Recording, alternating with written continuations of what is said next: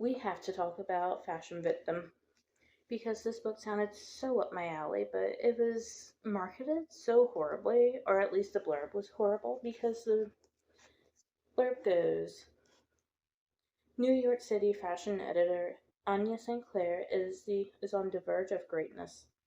Her wardrobe is to die for, her social media is killer, and her career path is littered with the bodies of anyone who got in her way. Now that's true, but the way that I read it before was is all about needing to make this person that you're obsessed with fall in love with you and trying to beat them for a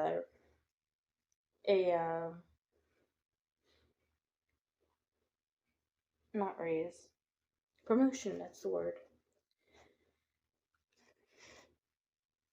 She's worked hard to get where she is, but she doesn't have everything. Not like Sarah Taft, which is who I thought this whole book was supposed to be about, and it is, but not in the way it was marketed to me, at least. Anya's obsession sits one desk away. Beautiful, stylish, and rich, she was born to be a fashion world icon. From her beach wave blonde hair to her on-trend nail art, she's a walking editorial spread. And Anya wants to be her friend, her best friend, her only friend. But when Sarah becomes her top competition for promotion, Anya's plan to win her friendship goes into overdrive. In order to beat Sarah, she'll have to become her. Friendly competition may turn fatal. As they say in fashion, one day you're in and the next day you're dead. Now, when I read the blurb for it, it seemed like it was almost entirely about just obsession with Sarah Taft.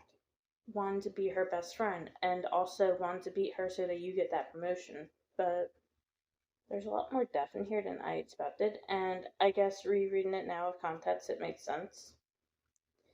And I will be fair and say that thrillers are not usually my thing. I got this book because, number one, it sounded like she had a favorite person, and I'm all for that because I have a problem with having favorite people, and I just wanted to read something that reminded me of something similar to like Crazy Ex-Girlfriend or even like Jane the Virgin, even though favorite people aren't part of that, but like those are my types of things, you know. It's like oh god, what's that called? Comedy. It's a part comedy, part a dramedy. I love dramedies, and like obviously this isn't going to be it, but I thought that the only person that she was going to be killing was Sarah Taft, who she was trying to force to be her best friend, so she killed her in an act of passion. I read past the 100-page mark, but not much further after that. I could not finish this book. I do have a few markers in here, though. Not markers, but like post-its. So let me see what they're about. We had every Wednesday. The walls were Frank Gehry inspired. Cheers. Okay, so this first one's just from the first page of chapter 2, where it talks about the chairs looking like they're straight out of Beetlejuice. And if you've ever watched any video of mine in the past, you know that I'm a huge Beetlejuice fan. I love Beetlejuice. It's one of the most important things to me. I love the movie. I can't wait for the second movie. I love the musical. I haven't actually seen the musical, but I love the songs from it. I love the cartoon. I have Beetlejuice merch. I want to decorate my purse to be more Beetlejuice. That's just how it is for me. And then here's the second one.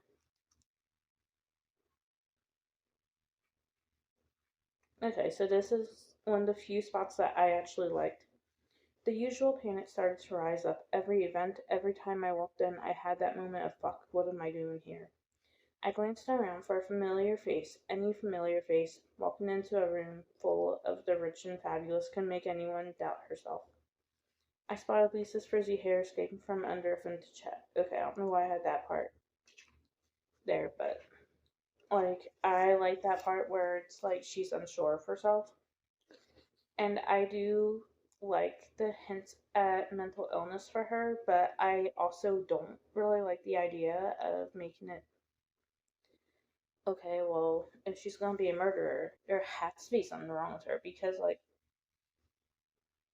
my mom watched the Sybil movie and she thought after that all people with multiple personality disorders was called then. or dissociative identity disorder, as it's called now, was violent, was scary, was abusive, and you couldn't trust them and they would murder you. And like obviously that's not the truth, but my mom didn't know that for the longest time. And it's the same with like schizophrenia, it's always villainized, and I feel like there's a way to do it, but you have to be very careful and very safe about it. I didn't read for far enough to see if they did it well or not, but this is the same book where, like, at one point, she says that she calls her moments where she gets a good idea out of nowhere, like light bulb moments. So I'm having a hard time believing that it was done well. And it's just like, I had such high hopes for this book, especially because, like, if you've seen some of my past videos, you probably got the idea that I'm into fashion. I have dreams about going to school for fashion design. I don't think I ever will, but that's one of my big dreams. I love alternative fashion. I love hearing about people who break the molds in the fashion industry, since so much of it is very white. It's very closed off to very specific types of people. And I was so excited to read it, especially for people who are fat, people who have disability, people who don't fit the European beauty standard. It just made me so excited, and it failed me at every spot. And part of it's definitely my fault. Part of it's just the fact that I don't like thrillers to begin with, and part of it's just that I don't like the writing style. And I don't know. It just feels like this entire thing, she's getting away with it no matter what. And like, there's hints that her uh,